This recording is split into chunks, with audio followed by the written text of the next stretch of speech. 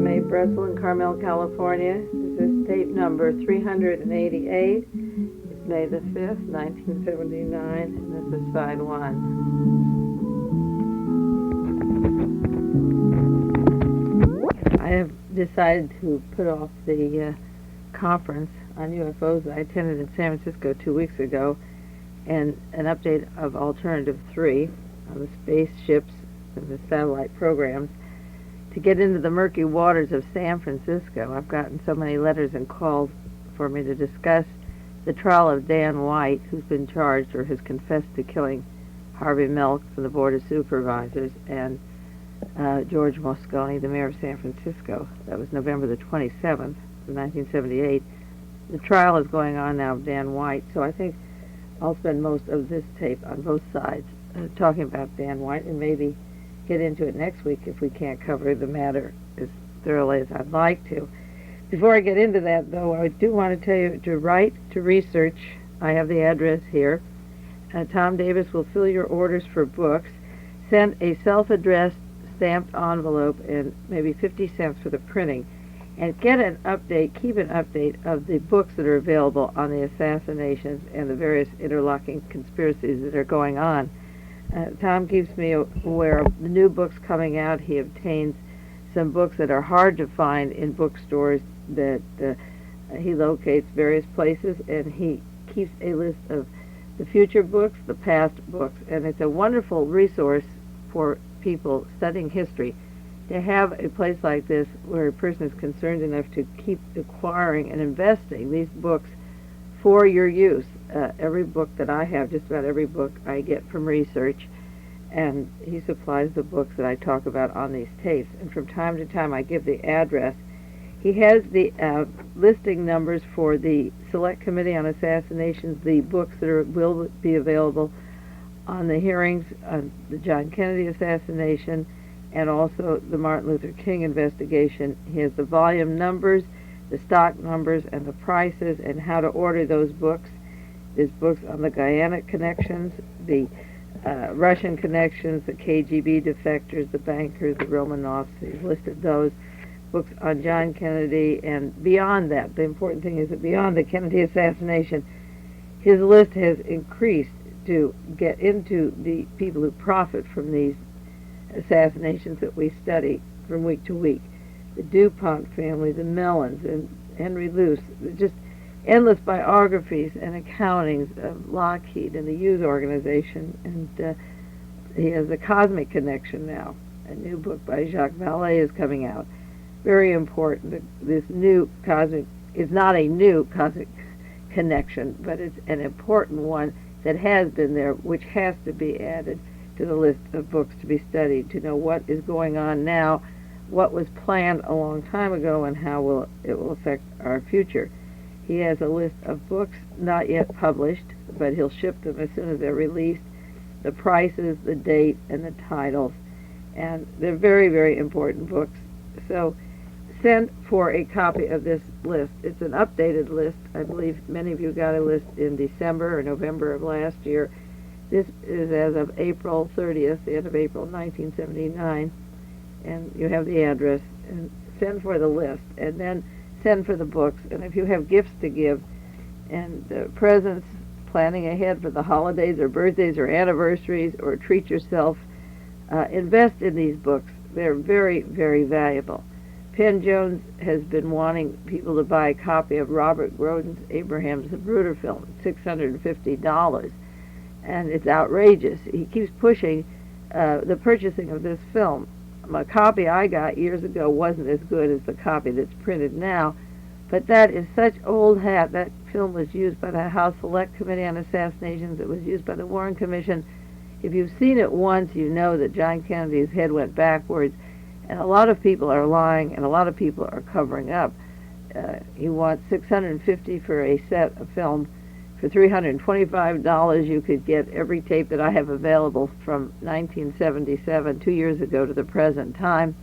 And for another $325, you could have many, many books that are here listed, and carried by research in Aptos. Not many of us have that kind of money to invest, plug down into research, but one film, as compared to all this other information that's available, is just ridiculous.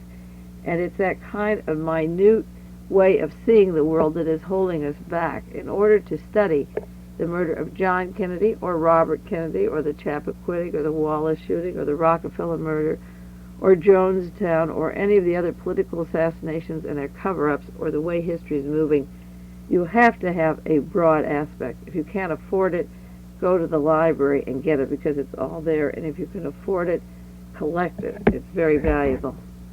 And before we get into the trial of Dan White in San Francisco, there is another matter of primary importance because of the news blackout in the United States. Several weeks ago, I did on our tapes the arrest of a gentleman in Texas who came from Utah, arrested for a plan to kill Jimmy Carter when he was speaking in Texas. That was just a month ago. Now there's another assassination plot that hatched in Los Angeles. Interesting. One was in Dallas, where John Kennedy was killed, and the other Los Angeles, where Robert Kennedy was killed. But there were articles only in the Los Angeles Times, 2 articles in the Los Angeles Times on the plans to assassinate Jimmy Carter. Now, it doesn't surprise me that there are plans to kill Jimmy Carter, because I think it is a very good possibility that he will be killed before the next elections.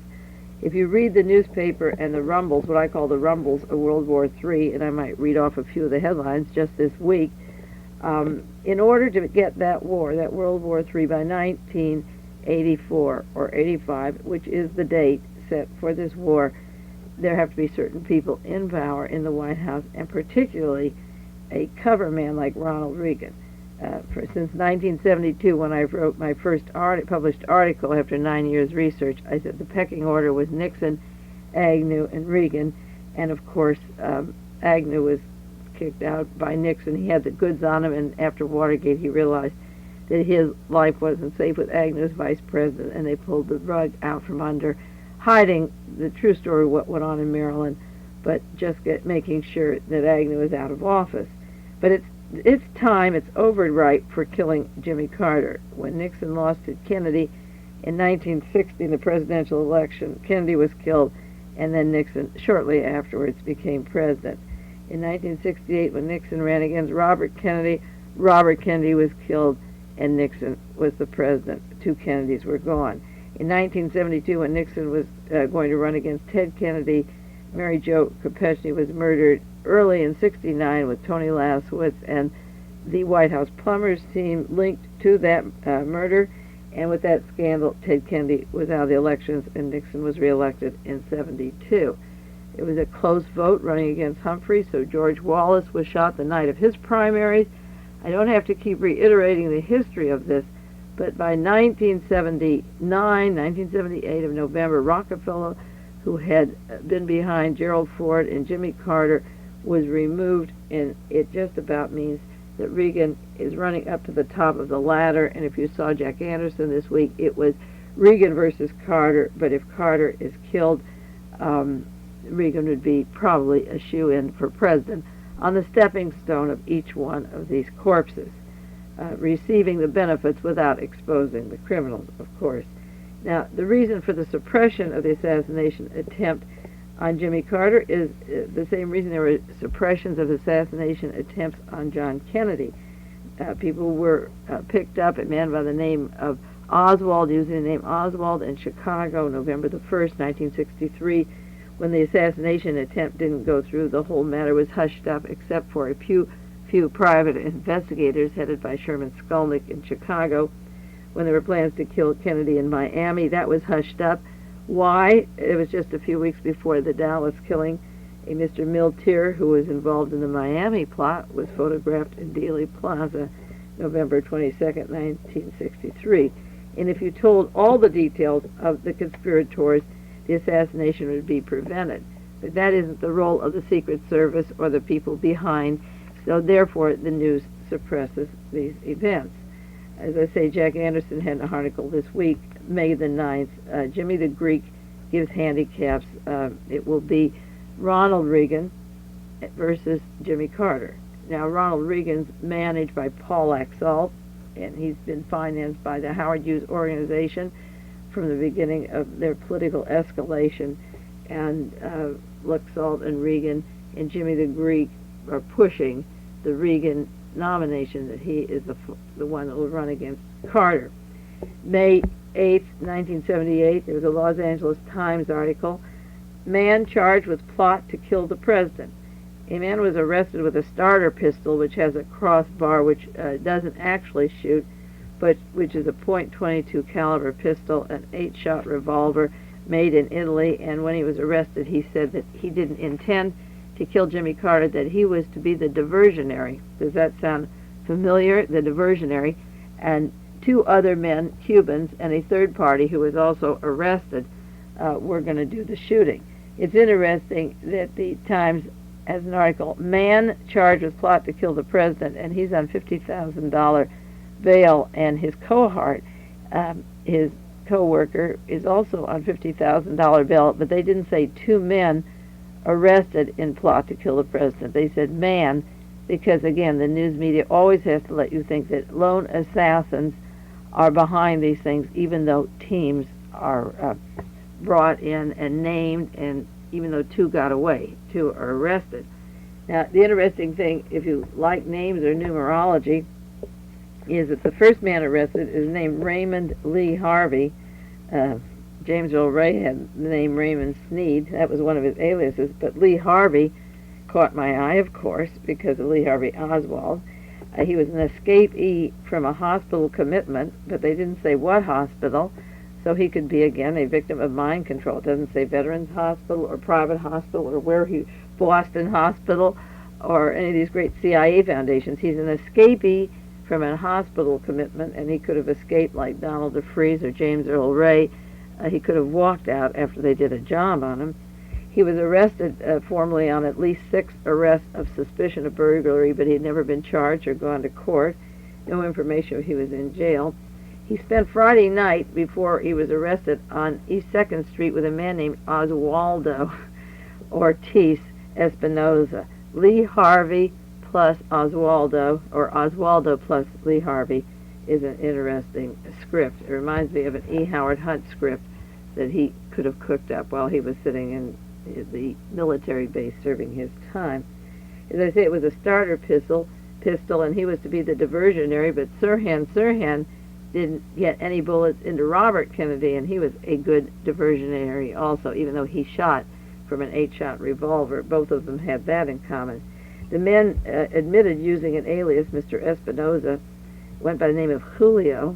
That was his code name. So Oswaldo could be part of his alias too. Oswaldo and Lee Harvey. They used the alias. And Mr.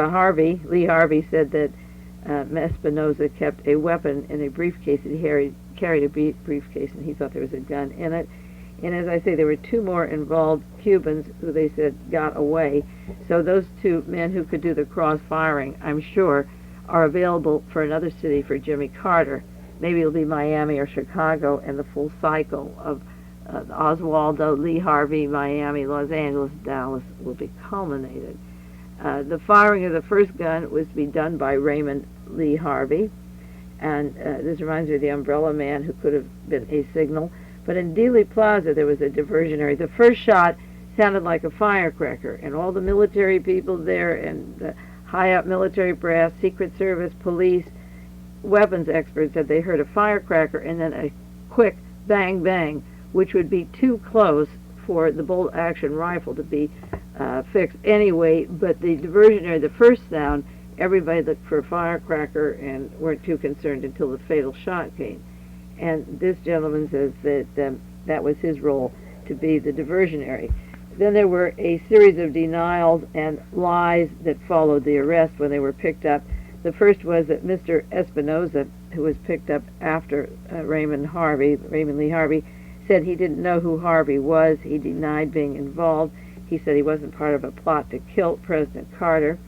And yet Mr. Harvey told a Secret Service agent named Jurg Matman that Espinosa had discussed killing Carter with him and two other Latins in the hotel room the night before and in the early morning. And they searched the hotel room where Harvey stayed and found a photograph of Espinosa in there, which proves that he in fact was with these people, and he denied ever knowing them. So that was the first lie that they caught this other man attached to the alleged assassin. They caught him with this lie. Then there was another denial, and then the admission of truth when Mr. Espinosa was picked up and had denied ever knowing Mr. Raymond Lee Harvey. He had lied because they had gone to MacArthur Park in the afternoon, which is a distance from the Civic Center where Jimmy Carter was, and practiced with the starter pistol to fire it to check out how it sounded for a diversionary. MacArthur Park is the area near the temple that Jim Jones had where he was picked up, the theater right next to there for the lewd arrest in Los Angeles at that police station. They hung around MacArthur Park just coincidentally. The two men also went to the roof of the hotel the night before their arrest and fired, they claimed, 6 or 7 more rounds from this diversionary pistol. Evidently he was to only have one shot and from that pistol, and it would make the sound, and they released the others. When Espinosa was interviewed, he finally did admit that he was the one who rented the hotel room, that Raymond Lee Harvey wasn't the one who rented it, even though he first said he didn't know who Harvey was. He had rented the hotel room. And when they were arrested, when Harvey was arrested, Oswaldo was 10 feet away, standing close to the diversionary.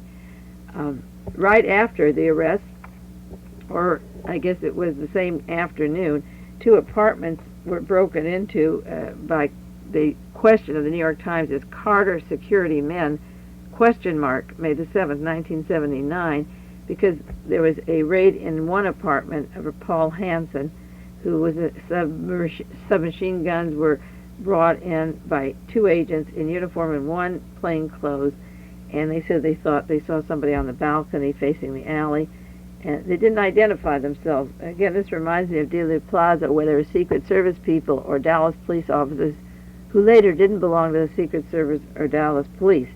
2 people came into this apartment and said they saw someone on the balcony, and then they went into the apartment of a woman, Sharon Wantern, who works for the Los Angeles Times, and the Secret Service said they were looking for somebody who matched her description who was reported on the balcony. It reminds me of the girl in the polka dot dress, or an apartment for the getaway. The Los Angeles Times picked up this story, but there isn't much more about it except the shades of Dallas, the strange uniforms. They didn't identify themselves, and the question is, were they looking for those 2 Cubans who got away, or would they have escorted them if they were there? Did this woman resemble a woman who was with these people earlier? Sirhan Sirhan had been with the woman in the polka dot dress prior to the assassination. When Robert Kennedy was killed in Los Angeles at the Ambassador Hotel, he had been with a woman just prior to that, described as a woman in a polka dot dress. He was seen with 2 men, Latin type, Cuban types, of course anti-Castro Cubans we know. And then the fatal headshot came from a 3rd or 4th person, a security guard from Lockheed, Thane Caesar, who stood behind Robert Kennedy and shot at close range, and the polka dot dress woman ran out of the Ambassador, and Sirhan was held for the shootings in the Ambassador Hotel and for killing Robert Kennedy.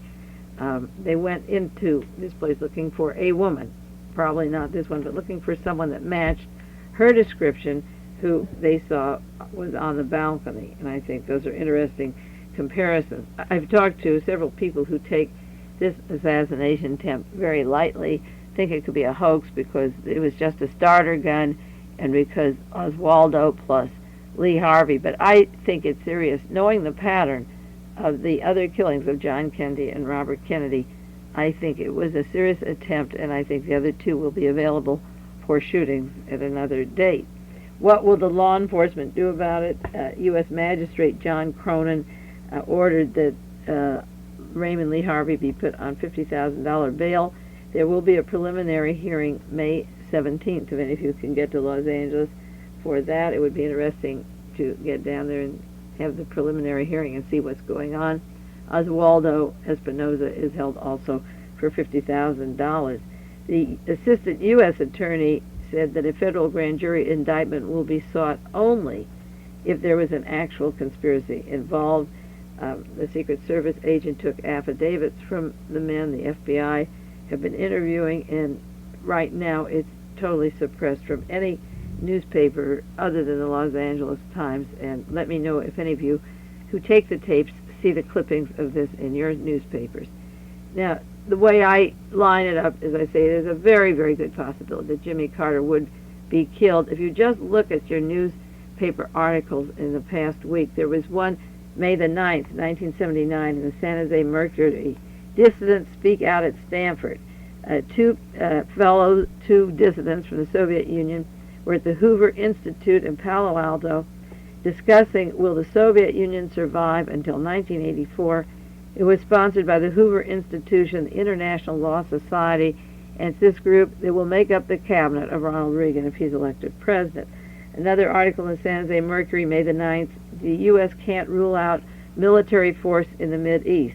Another article, May the 9th, it was a heavy day, 1979, how the Army aided the growth of rifle clubs beginning in 1945 and supplying them with Springfield rifles until they had this membership of 11 million members, and they still can supply them with rifles. This has nothing to do with World War III, except that people in this country are getting very well armed. I read 1 out of every 3 homes has a weapon, and if a good percentage of those are supplied by the military, then you know how it's going to come down, because you can't beat that kind of equipment if you're pouring it out to individuals and robbing arsenals and supplying large numbers of people that belong to far right-wing groups. Not everyone in the rifle club is right-wing. I don't mean to say that, and there may have been rifle clubs in Germany in dueling societies. But when the military from the United States begins in 1945 handing them rifles, it gets to be a little bit scary. Japan sent their representatives to this country last week. Their head representative, Mr. Ohira, who said he favors a strong defense effort against the Soviets. Another article in the New York Times, military draft, an issue that does not fade. The Washington Post had an article, draft registration for youth in 1981. Another article this last week, Japan's wartime leaders are enshrined, secret honors to Tojo and 13 others who had been accused of war crimes. That there's fears of nationalism there, and that they have now been enshrined. An article this week, how Pinochet is keeping a tight grip on the junta in Chile. Another one from the Washington Post, contractors get a briefing on a Mid-East base project, $1 billion U.S. Army Corps Engineering Corps project to be completed in 3 years, called DX Brickback. It's getting the highest priority, and it will be put over in Israel, and this $1 billion U.S. base is going over there. If you remember a long time ago, about 6 months ago, I talked about a war games that I bought, going into Moscow by 1985, lining up Israel and the Middle East to get Russia from the south, and China and Japan from the east, and the total demolition of the Soviet Union. There have been fanatics in power controlling these events since the end of World War I who just simply will not rest until we get that third war. There's another article in Solidarity, is Brzezinski clinically insane, talking about the lunacy of Kissinger, Schlesinger, and Brzezinski, who are lifted, this is a quote, they're lifted out of obscurity by powerful patrons and have a daily taste of power. Brzezinski is a relic of a discarded Polish aristocracy with no conviction of personal worth, only by destroying men and women that he believes to be better than himself. He can go about this politically and psychologically. He's gone bonkers. That's a description of Brzezinski. Another article, May the 6th, this last week, Los Angeles Times, the Soviet Union is number 2 in world diamond sales. Moscow rakes in the Western currency and keeps their industry secret. And one of the clues to the escalation of this war was an article in the San Jose Mercury, 1967, 12 years ago. Siberian mineral oil deposits, vast diamonds, natural gas. Siberia is bigger than the United States. This was July the 4th, 1967. There's huge reserves of oil, natural gas, coal, tin, copper, tungsten, nickel, lead, zinc, other minerals, diamonds, platinum, garnets, and gold. Siberia may prove the second biggest gold region in the world. This was in 1967.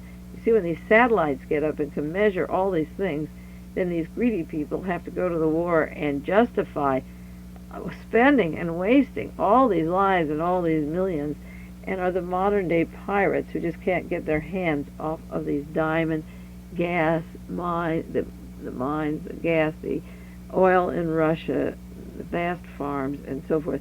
And part of this desire to get back on the throne, to avenge what happened, to put down the revolution and forget any good that it might have done for people, is all thrown down the drain, because the minds are set by the same people who did this long series of assassinations that I listed for you on the tape to go about this act. And Jimmy Carter is just another drop in the bucket. And I think this assassination attempt down there may not only be the second one I've read about in the last few months. There may have been 10 or 12 or 14 that aren't even reported. But one of these days, you'll wake up and find that he's gone, and it'll be covered up like the Rockefeller murder or the Jonestown or the Kennedy assassinations, both Kennedys, or Martin Luther King's murder or the Chappaquiddick affair or the Wallace shooting. And then look out, because you'll have a government that you won't even recognize. Remember, John Mitchell said it's going so far right you won't even know it. Well, look out, because it's coming, and one of these days, one bullet away is going to change all of our lives, just like one bullet started World War I, and they were grooming for that war. They knew it was going to happen.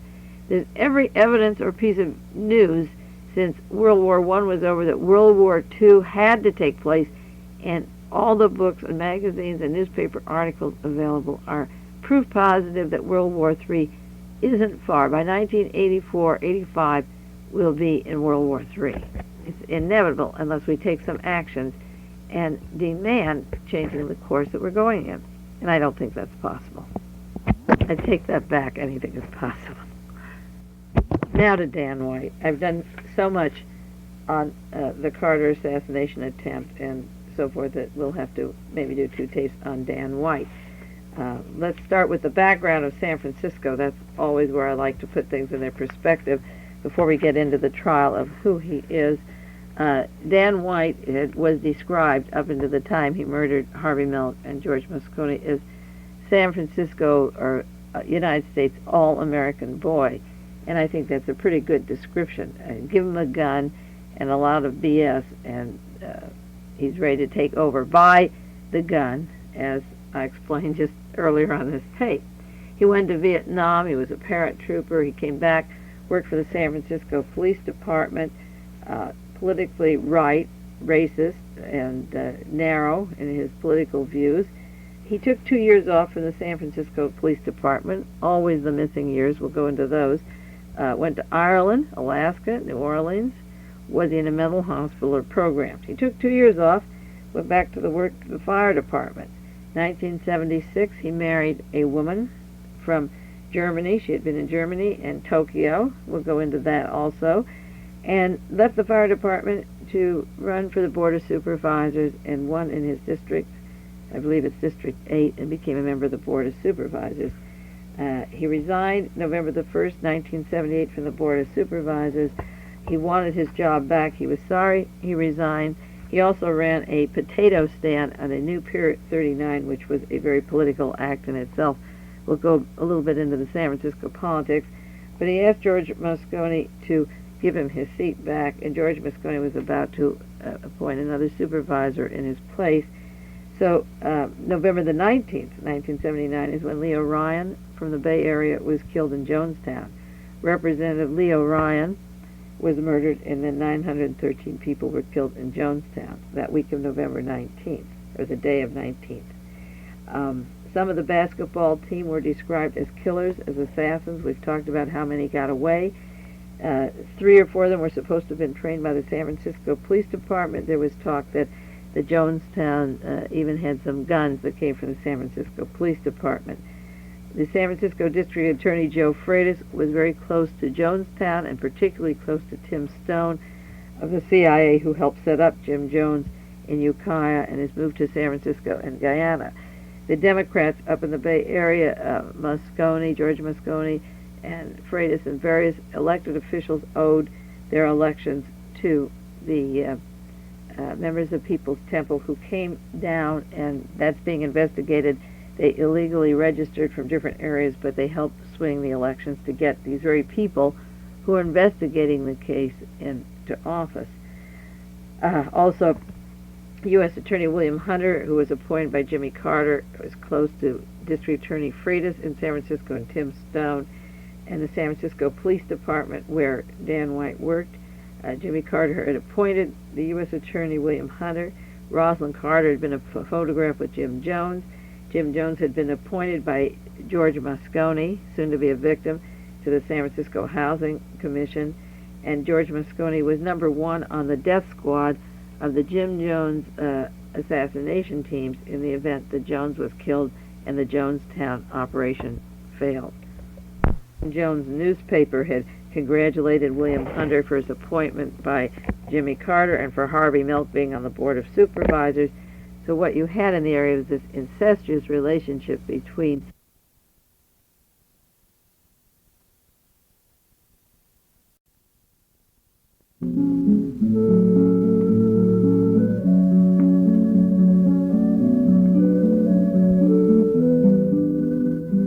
This is Mae Brussell in Carmel, California.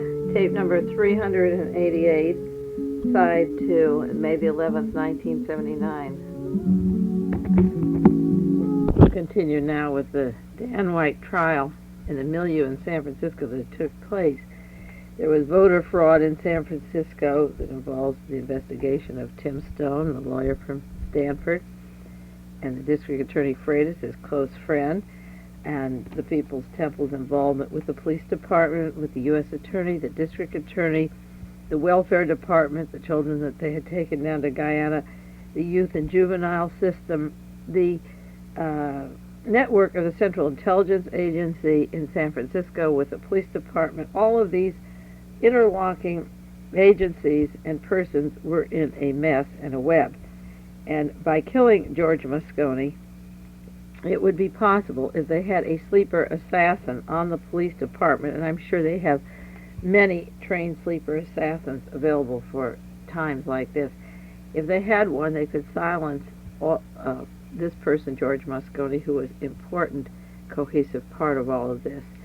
He also was linked with some scandals of having been accused of taking money from the Howard Hughes organization against the umbrella. This is the umbrella team for assassinations throughout the United States, the political assassinations. The Hughes organization has been mentioned and linked to California violences before. Moscone was on a leash. He was broke. He had 4 children, expensive home, about $25 cash or maybe minus in debt, children in college and private schools. But by killing Harvey Milk, that was the supervisor, the real motive for killing George Moscone, to silence the links to Jim Jones, would be lost. And as I say, they could use Dan White, who was extremely right-wing, anti-black, anti-poor, anti-gay, politically right, and very gun-ho police and law enforcement. They could use him to wipe out the connecting links of the city of San Francisco and its politics to that phenomenon that had just taken place down in Guyana, known as Jonestown, which was actually nourished, protected, and their head office and shipping depot was in San Francisco. So it was an important part of the San Francisco milieu. There was another battle going on in San Francisco, still going on, between Chase Manhattan and Exxon, Standard Oil coming west versus the organized crime element in San Francisco. And Joe Alioto, the former mayor of San Francisco, moved to Boston when Moscone became mayor, but as soon as Moscone was killed, Alioto came right back. And there's a lot of controversy. The Crocker Bank which was taken over by Chase Manhattan, and the Rockefellers financed Pier 19, where Dan White worked. And he certainly became underemployed. Many of these trained assassins set up in these positions are underworked for their talents. As I say, he worked for the police department, the fire department, the board of supervisors, and he opened up a stand at Pier 39, which is a tourist trap with all kinds of little shops and boutiques selling potatoes, baked potatoes, fried potatoes. And his wife, who was a school teacher, was suddenly working with these greasy baked potatoes or fried potatoes, as they farmed their child out to a daycare center and were working at Pier 39, which is financed to the Crocker Bank, which I understand is the Rockefeller money. Dianne Feinstein, who became the mayor after George Moscone was murdered, is engaged to a man now by the name of Mr. Bloom, who goes back to Washington every month, works with Jimmy Carter. International and Defense Department links to the Trilateral and the politics that goes national as well as international. So you have a woman mayor who succeeds Moscone when he was murdered, who's in the middle of a tangible conflict between the old turf, the Italian people who ran San Francisco for a long, long time, as against the Eastern money that's coming out west. And in the middle, you have Dan White from the police department working at Pier 39 for this group that had come out west and was developing a pier in competition to Joe Alioto's Fisherman's Wharf, which is close by. Alioto's group claimed they're paying over high rent, and Pier 39 was appraised much, much less, and they got favor from City Hall along those lines, too. So in the middle of the battle between Western money and Eastern money, old guard control of the street scenes of San Francisco versus those from the East coming in, Dan White working in this milieu at Pier 39. That was the stage that was set for these two double murders just the week after Leo Ryan was murdered, and 913 people were killed in Jonestown. When Dan White was arrested, he wasn't arrested. He went to a doggy stand on Van Ness and called his wife, who met him at a church. Then he went to the police department and turned in his gun, and he signed a confession immediately. And part of the confession is very interesting because he was talking about killing Harvey Milk and George Moscone. And in the taped confession, he said, "Some people in District 8 didn't want me to serve them. They said they charged me with taking money from big corporations and not recording it." And he got angry. He said they were going to use me as a scapegoat. Whether I was a good supervisor was not the point. This was a political opportunity, and they were going to degrade me and my family and more or less hang me out to dry. Now that's his confession, and I think that's important because what he's doing now as his defense is saying that City Hall was so corrupt and his standards were so high that he actually went bananas. Besides eating Hostess cupcakes and Twinkies and having a six-pack of Coca-Cola, we've gone from Kool-Aid to Twinkies now. I wonder if there will be a new psychiatric defense of diet for doing murders. That's part of his defense, is that he ate Twinkies and cupcakes and had a six-pack of Coke. But anyway, he said people in the district charged him with having money from big corporations and not recording it, and that he was a scapegoat, and they were going to hang me out to dry. Now, I'm sure that the objections he had to Harvey Milk smirking or Moscone not putting him on the board of supervisors doesn't explain the charges or what he means by the big corporations, because you find later, and I always talk about the missing years, that when Dan White was very poor prior to when he met his wife in 1976, he was living on a small boat on the water down in the bay outside San Francisco. One day, a former police officer, present police officer, went to see him, and he's crowded in a small boat, and it's so small he keeps his clothes at the fire department and can hardly stand up in that little boat. And then he sees him the next week, and he has bought a home and expensive furniture and a $15,000 car. He had changes of moods, but that doesn't explain changes of financing or signing a lease with Pier 39, owned, as I say, by Chase Manhattan. So who they were is not explained, and the trial is avoiding anything in his past. Every psychologist or psychiatrist who was seeing him at the trial saw him after George Moscone and Harvey Milk were murdered, and they've only seen him 3 or 4 times, and they become an expert on his life without, by their own admission, going into his police records, his fire department records, where he was the 2 years he was missing, how he met his wife, how he got to Ireland, what he was doing in New Orleans, Louisiana, and so forth. In other words, he has said in his confessions that they are charging me with this, and they want me to be a scapegoat, and they are going to let me hang out to dry, which is about what's happening. And he's right, but he got it down as soon as he turned himself in. He said that is what was happening. As I say, part of the defense is to say that he had a strong sense of social responsibility, but he had depression caused by cupcakes, chocolate bars, junk food, and so forth. And then part of the defense, one of the psychologists got up to explain that Mr. White Knight, Dan White, was always a loner, that he felt like the black sheep of the family. He was the odd man out. He rarely got support from anybody. He felt kind of alone. He was left to handle his own battles in his own way. But again, it's like Lee Harvey Oswald, the loner, leaving the Marines, and where he wasn't so much of a loner and had many friends, and getting to the Soviet Union and meeting people there and bringing a wife home and having friends in the Dallas-Fort Worth area and going out at night and seeing people in New Orleans and accompanying other people down to Mexico, always in the company of people and not a loner at all. And the defense is that he's always a loner, but it doesn't explain how he came out with that $15,000 car, or how he had petitions of people trying to get him back in the Board of Supervisors, and who was funding him. If he said that he's being left out to hang to dry as a scapegoat because of large corporations, then again, Dan White isn't a loner. There are people behind him, and the description of the loner only fits now. Once you murder 2 people and you're arrested and you're sitting in a jail, you're a loner, like Jack Ruby was a loner. But he wasn't a loner until he killed Lee Harvey Oswald. He was an extrovert. And so was Dan White, an extrovert. He became a loner because the psychologist sees him alone in a cell. And that's the only reason he's a loner right now. The brief reports in the daily newspapers here in California are just disgusting.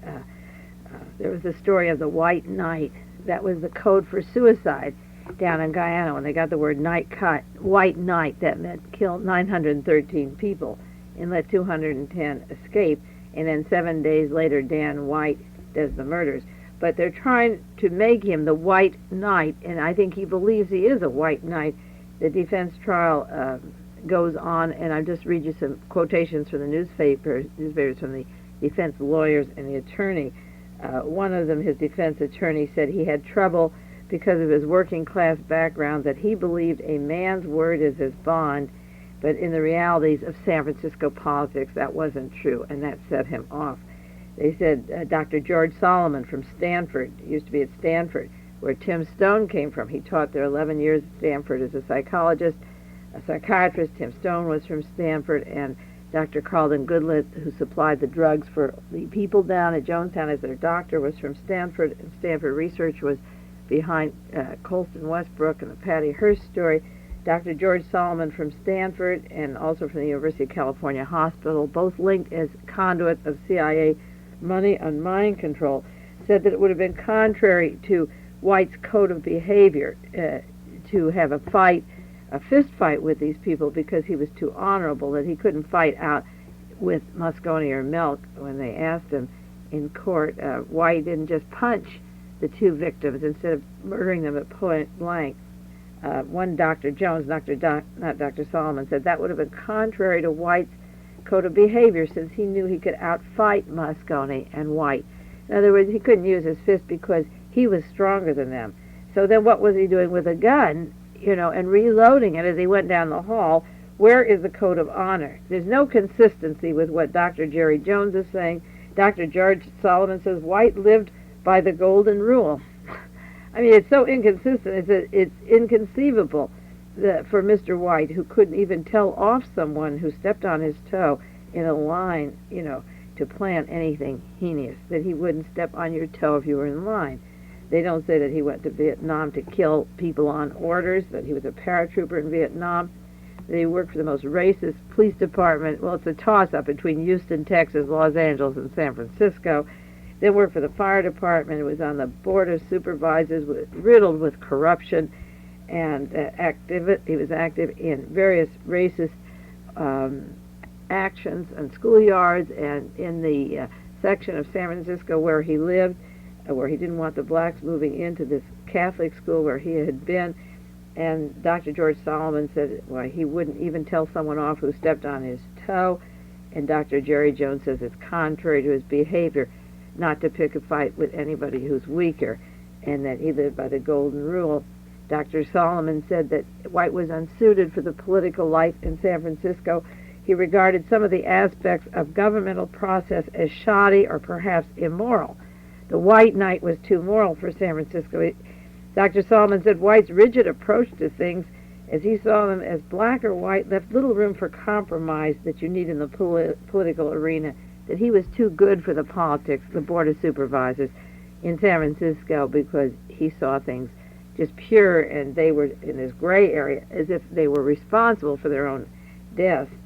Denise Apcar, the woman who drove Dan White down to the City Hall the day he did the murder, says he was disillusioned by the lobbying at City Hall and the vote trading. Harvey Milk, soon to be a victim, said, "I'll give you my vote," and then he voted differently. And Miss Apcar said it was contrary to Mr. White's beliefs for a person to say he was going to do something and do something else. That's why he pulled out his revolver and murdered 2 people, because it was contrary to his beliefs to say one thing and do another. Not to have a dialogue with these people, but just shoot it out. White Knight was so pure. Dr. Jerry Jones says that White was flabbergasted. As I say, White didn't have a fight. It was ridiculous to have a fight with people. You don't have that if they're not as strong as you. But he didn't explain why Dan White crawled through a bathroom window past Dianne Feinstein after he'd murdered George Moscone. She asked to see him. He said, well, I have something to do, and went down and killed Harvey Milk. And a minute and a half later, Milk was dead. They said White was a man of strong ideals. Dianne Feinstein, the new mayor after Moscone was killed, described him. She says he always had strong ideals. He was a hard worker. He took his process seriously. We had light moments of humor and normal colloquy that exists among colleagues. But it's a very frustrating experience, she said, for everyone being on the Board of Supervisors. He was disappointed with the manner in which politicians conducted themselves. Again, Denise Apcar said, who drove him there, he was frustrated. He couldn't cope with the ups and downs of politics. He couldn't play the game. He was too honest. He was too good, and it was so disillusioning that he had to go in and kill them. Dr. Binder, describing the great Knight White, said, in quotes, after his election to the Board of Supervisors, White found the City Hall rife with corruption, and he felt that other board members didn't give a damn about their constituents, only himself.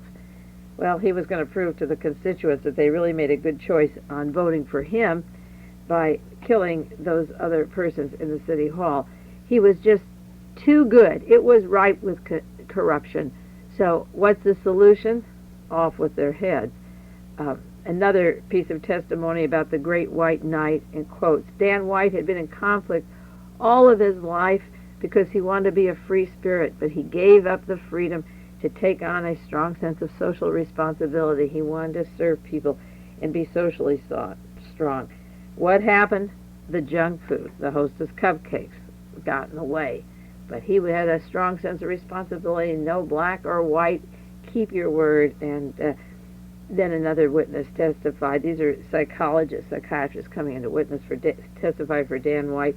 He had rigid values that conflicted with ordinary everyday life of, I guess, the corrupt scum. He was a strict Catholic. He had a strict Catholic upbringing, and his experiences as a soldier in Vietnam and as a policeman were in conflict with what people really do. In other words, he was brought up to toe the line and behave and be good. Be a good Catholic, be a good soldier, be a good policeman. And when you see down at the supervisors that they're really cruddy people, bang, bang, you're dead. So they make him out. The jury is hearing every day. The man wouldn't step on your toe. He believes in the golden rule. He wouldn't fight a person who's weaker. He was moral. He was a fine person until he snapped. That isn't coming from people who saw him in the neighborhood or the precinct where his fire department was or police department. And then another piece of testimony by Dr. Binder. He says he always came to the defense of weaker children in the school. He had quite a few fist fights because of the weaker. Well, the weaker were probably the white kids, and he was fighting the black children because when he was first arrested, there were a lot of talks of his racism. And they said that he wore a gun a few years earlier because the radicals were after him. The underdogs, the poor, the minorities, the blacks, were after Dan White. He was a racist, and he would come to the defense of the underdog, which was the white, and probably take on the black children.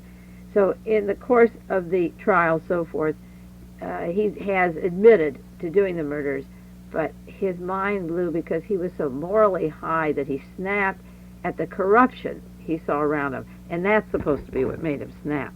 Not the corrupt corporations that could have been giving him some money, or the people that bought the $15,000 Porsche, or the expensive home and the furniture, or taking him on trip to Ireland or wherever, how he got there. No corruption there, no. Just at the city hall, and he just blew his top because he saw how bad those people were. Do you believe that? I don't. Was White a victim of mind control and programming? Yes, I believe he was, and there's a lot of indication in the trials. Dr. Martin Blinder has been on the defense stand defending Dan White going berserk because he just blacked out and was mentally sick. And when asked how long he saw him, he said April 17th, 18th, and 21st, which was 6 to 7 hours, long after the murders took place. The murders took place in November of 78, and Dr. Martin Blinder comes in for 3 days, has 3 visits, and becomes an expert on Dan White's personality. After the murders are committed, a person feels sorry. After they're committed, a person can feel alone, that nobody cares for them. They can feel that they're black sheep of the family. They can be depressed.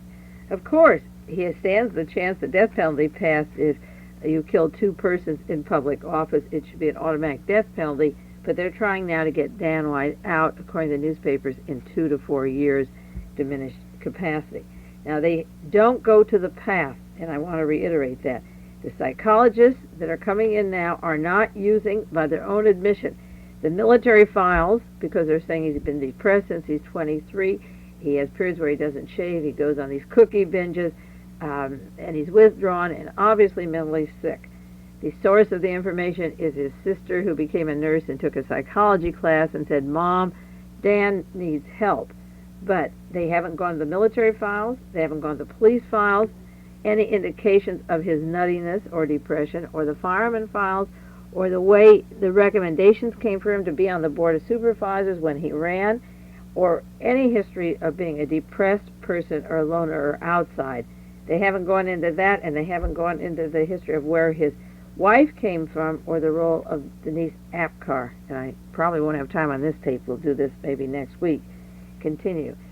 Dr. Binder said that he lacks any close friends. He has no confidant or pal. He wants to be a free spirit, but he sank into depression a half a dozen times a year. Now, if he were a programmed zombie, if the 2 years that he was missing from San Francisco, he was being turned into a killer, he would take off a half a dozen times a year, but that doesn't mean he was depressed. It could have meant like Candy Jones, who was programmed, and those of you who haven't read the book should go to the library or write to research. Tom Davis may have control at Candy Jones. Locate that book of the double personality. And when a person has 2 personalities, is programmed to be working for the CIA, whether as a killer or to commit suicide, eventually they do have different personalities. And what he went into a half a dozen times a year may be institutionally created, because certainly Dianne Feinstein, who comes to bat for him, the new mayor, and all the other policemen and the fire department people and supervisors are not noting this terrible depression that he had versus his free spirit. They go on, the defenders of Dan White in the court, to say he had a wanderlust inspired by Jack London, and he would take off on adventures from his family and leave home and behind and travel around. Well, so did Lee Harvey Oswald have a wanderlust. He left Japan and Philippines when he was in the Marines, and he went to Texas, he went to the Soviet Union, he went back to Texas, and he went to New Orleans, and he went to Mexico and back to Dallas. He had the wanderlust. James Earl Ray had a wanderlust from Missouri Penitentiary up to Illinois to Montreal to Mexico to Alabama to Los Angeles and Portugal and England and Canada and Tennessee. He had a wanderlust. And Artie Bremer from Indiana had wanderlust before he was found at Laurel, Maryland, where George Wallace was shot in 1972.